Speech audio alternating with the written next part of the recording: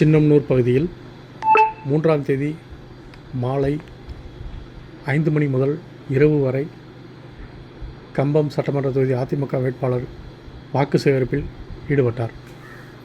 தேனி மாவட்டம் உத்தமபாளையம் தாலுகா சின்னம்னூர் பகுதியில் வரும் ஏப்ரல் 23ஆம் தேதி நடைபெறவுள்ள சட்டமன்ற தேர்தலை முன்னிட்டு அதிமுக நகர செயலாளர் பிச்சைக்கண்ணி தலைமையில் கம்பம் சட்டமன்ற தொகுதி அதிமுக வேட்பாளர் STK ஜக்கைன் வாக்கு சேகரிப்பில் ஈடுபட்டார்.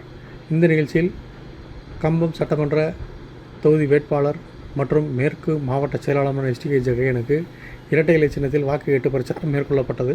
இந்த பிரச்சாரமானது சின்னம்னூர், கருங்கட்டாங்குளத்தில் உள்ள காளியம்மன் கோவில், கண்ணாடி கடை, மூக்கு முத்தாலம்மன் கோவில், தேவர் நகர், அரசு மருத்துவமனை, தேரடி உள்ளிட்ட பகுதியில் வாக்கு சேகரிப்பு தீவிரமாக நடைபெற்றது. இந்த நிகழ்ச்சியில் தேசிய ஜனநாயக கூட்டணி கட்சி நிர்வாகிகள், அதிமுக மாவட்ட ஒன்றிய நகர நிர்வாகிகள் என ஏராளமானோர் திரளாக கலந்து கொண்டு கம்பம் சட்டமன்ற தொகுதி வேட்பாளர் STK ஜக்கைனுக்கு ஆதரவாக வாக்கு சேகரிப்பில் ஈடுபட்டனர்.